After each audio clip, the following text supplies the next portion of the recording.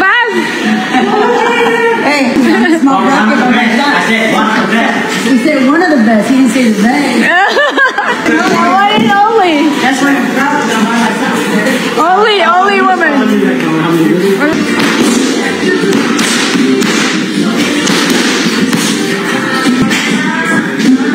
Mark Magsayo, liamado daw laban kay Eduardo Hernandez.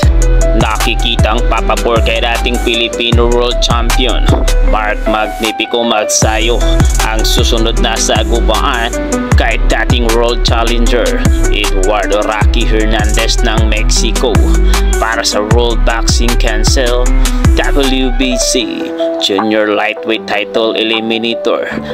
Nakasalukuyang pinaplansa ang kabuang detalye ng gagawin sa Estados Unidos. Nasa kasagsagan ng pag-aasikaso ng force bid ang naturang bakbakan na magbibigay ng pagkakataon sa magwawaging boksingero na makaharap para sa world title. Ang may tanga ng titulo na si American Ushaki Icewater Foster na matagumpay na nabawi ang korona laban kay Brazilian Robson Nino Conceição noong Nobyembre 11, 2024 sa pamamagitan ng 12-round split decision sa Turning Stone Resort and Casino sa Viruna, New York.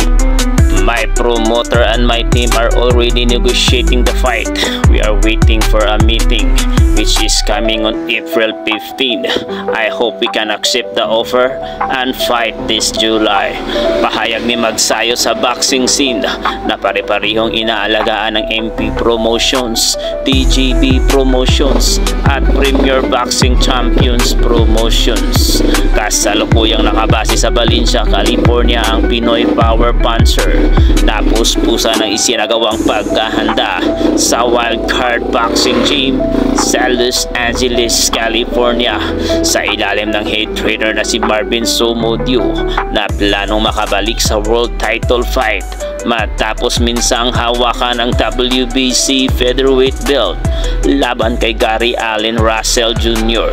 sa pamamagitan ng majority decision noong Enero 22, 2022 sa Borgata Hotel Casino sa Atlantic City.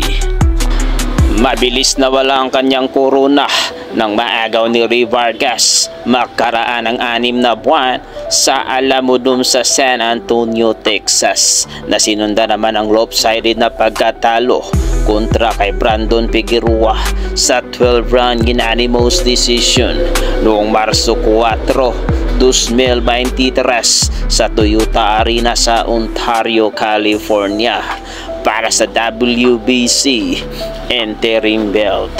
Matapos ang magkasunod na pagkatalo ni Magsayo, may record na 27 wins, 2 defeats, 10 KOs.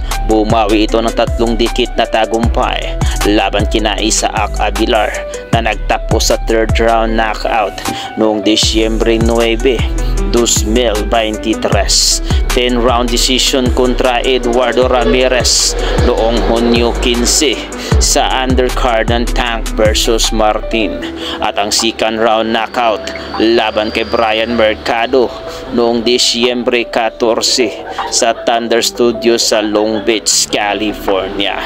By the end of the year, we will be fighting in a world title fight.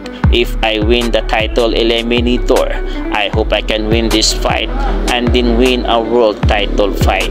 Sambit ng 29 anyos na Tubong Tacloban City, Leyte. Minsan namang pinabagsak ng reigning WBC titleist na si Foster. 23 wins, 3 defeats, 12 KOs. Si Hernandez may record din na 37 wins, 2 defeats, 32 KOs para sa naturang korona noong Oktubre 28, 2023 sa Cancun, Mexico. Mayroon ring 3-fight winning streak ang 20 City anyos na Mexican knockout puncher laban kina Daniel Lugo, Tomas Matisi at Rini Hiron nitong nagdaang Pebrero 28 sa Gatineau, Canada. Bukod sa lumalaban sa WBC rankings, ang 5'6" knockout Pinoy artist, nakapwesto rin ito sa number 2 sa World Boxing Organization WBO rankings at number 5 sa International Boxing Federation lightweight division. My promoter and team are talking, and after I win a world title fight at 130 pounds, we will move up to 135 pounds. We will campaign there. The goal is to be a 3-division world champion. Bulalas ni Magsayo na aminadong natatama ang estilo ni Hernandez sa kanya. He comes forward and me too. It should work to my style. Arating na ngayon na General L. Casimiro. Basta. Shout out, idol! Asa, pinakamatch yung ginaganan ninyo? Hindi ka naman nagmanin. Hindi ka naman, 10 miles. Lapat pa. Lapat ang langit. ha? Lapat ang langit. Salamat sa akin. Amat ka na. Sama ka, ma'am. 1, 2, 3. 1, 2, 3. Yeah. Okay, 1, 2, 3. Ang pa na, wait. Pero natin mo lang. Nag-try ka sa. Naghahanap na interpreter. Ay, interpreter. Interpreter, kailangan ka. Yeah. Nag-iwan ka eh. Bumulusok kasi. Ataw mo. Mabilis yan. Come on, sinara.